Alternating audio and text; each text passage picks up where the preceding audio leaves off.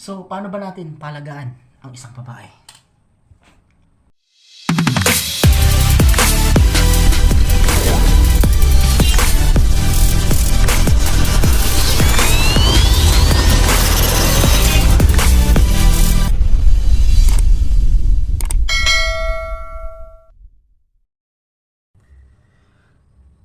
Una, bago po sa lahat, ako po'y bumabati ng isang maligayang bagong taon sa pagpasok po ng 2024 at paglabas naman po ng 2023 kung saan po na marami po nating pagsubok na ating napagtagumpayan po, mga kababayan. Ano po, sa buong Pilipinas, sa mga pulo po ng Pilipinas, Luzon, Visayas, Mindanao, ako po'y bumabati ng isang maligayang bagong taon. Happy New Year po. Tagalog na English pa ako po. So, diretso tayo sa ating content. Ano po? Paano ba natin palagahan ang isang babae na ating minamahal? Ano po? So, yun po yung kaayaw-ayaw ng mga babae na sila'y lagi nating binabaliwala. Importante po yan. Huwag po nating babaliwalain ang ating mga minamahal na babae, misis, girlfriend, etc. o jowa. Sa Tagalog kung tawagin po, mga kababayan, ano po. So, kahit na 15 minutes, 30 minutes, kung tayo man po ay nasa trabaho, sagutin po natin ang tawag nila. Dahil ang tawag na yan ay napakahalaga sa ating mga sinisinta o minamahal na ating asawa o girlfriend. Ano po? Yun nga po, ito po yung kaayaw-ayaw ng lahat ng mga babae na yung, kunyari, katatawag niya lang po.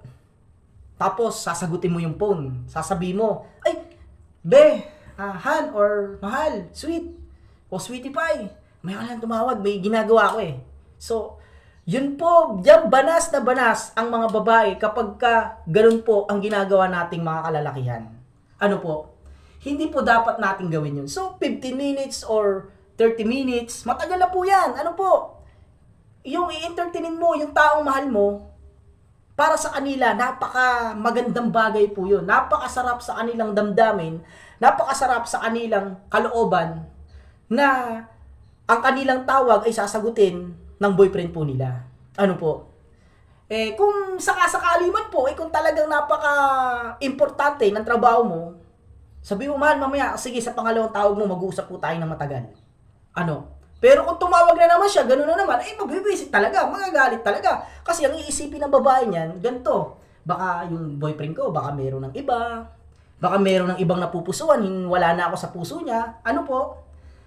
Yun ang laging sasaksak sa kanyang kaisipan. So, ano po yung kinakaasaran ng mga babae, kinagagalit ng mga babae, ng mga gawain ng lalaki kapag tatawag ang jeep nila, ay magpapaalam agad. Katatawag lang ng kanilang girlfriend. Ito po, papakita po natin ang mga video. Ano po? Ano po? Ito po, pakita po natin. Tumawag na naman siya ang tama. Hello, mahal. Mamaya ka na tumawag. Ginagawa pa kasi ako eh. Gym ako. Oh, mamaya, after ng gym ko na to, tatawag ako sa'yo, promise. Okay.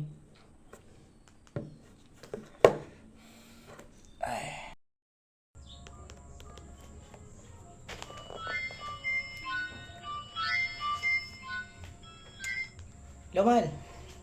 Mamaya na lang. Nasa trabaho ko eh. Tawagan kita. Huwag ka na magalit. Love you. Sige. Promise, promise. Pwede na!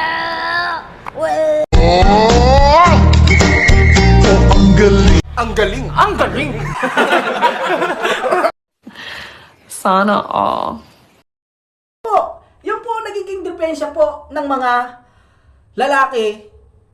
Kasi tayong mga lalaki, minsan maano tayo sa sa dahilan, ganyan. Ay, mahal, mamaya na lang, may ginagawa ako. Mahal, pasensya ka na. Marami talaga akong ginagawa. Sana maintindihan mo ako. Ganito, ganyan, ganun. So, doon nagagalit yung mga babae sa alibay. Sa alibay nating mga lalaki. Lagi po nating pahalagahan ang mga babae na mahal natin. Ano po? Kasi kapag ang babaeng nagmamahal sa'yo, pinapahalagan ka, pag yan nawala, magsisisi ka sa huli. Ano po? Maalala mo yung mga nakaraan nyo, pero wala kang magagawa hanggang doon lang. Hanggang doon lang. anong gagawin mo? Hindi mo siya binigyan ng pagkakataon, hindi mo siya binigyan ng time para wag mawala sa'yo. Ganon. Kaya tayo mga lalaki, lagi lang po tayo magmahal sa ating jowa. Ibigay po natin ang ating 100% na pag-aalaga sa ating minamahal. Pahalagaan po natin sila para wag po silang mawala sa buhay natin. Dahil kasi pag nangyari na po yan sa huli, doon mo lang maiisip sa huli na wala na pala sa buhay mo. Pero yan, para wag mawala ang ating minamahal na babae, minamahal na asawa, girlfriend, kailangan isang 100 na pagpapahalaga lang po, mga kababayan. So hanggang dito na lang po ang ating video na ito. Lagi po kayo mag-subscribe sa aking YouTube channel, Jobert Istosi po. At bukod sa lahat, babati ulit po ako ng maligayang bagong taon sa pagpasok ng 2024, Luzon, Visayas, Mindanao sa Kapuluan ng Pilipinas. Ito po si Jobert Istosi na nagsasabing, saludo po ako sa inyo, mga idol. Good luck and Happy New Year po.